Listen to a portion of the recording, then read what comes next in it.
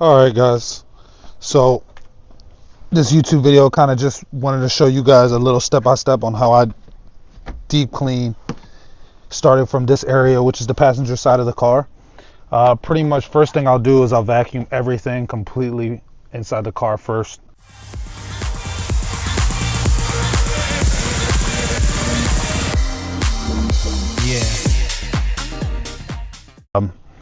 I'll vacuum this side. I'll move straight to the seat. I'll start shampooing the seats.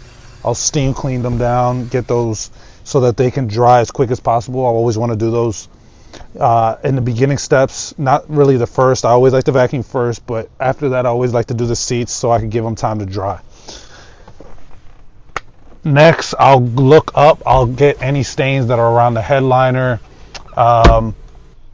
I'll start wiping. I'll wipe this handle here. I'll start cleaning all the plastics, all the plastics here around the dash, around the glove. Start scrubbing everything, all the plastics from the left to the right to the door panels here. I'll start cleaning this and this. I'll do a little bit of cleaning here. I usually leave the center console for when I'm on the driver's side, but I'll come in here, just do a quick vacuum over here, blow out, start cleaning all that, and then I'll move straight to this door and I'll start cleaning this door completely. And that's kind of the way that I go about deep cleaning a car. Try to keep things in order from top to bottom, and then I'll make sure that this driver's side, this passenger seat is moved all the way back, of course. And when I move to the next side, I'll move it all the way up.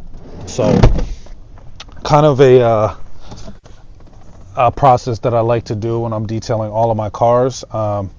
Maybe you can use that for yours. Everybody has different methods, but hopefully this video shows you a more efficient way of how to go about doing things. But everybody has their own process. I understand that completely.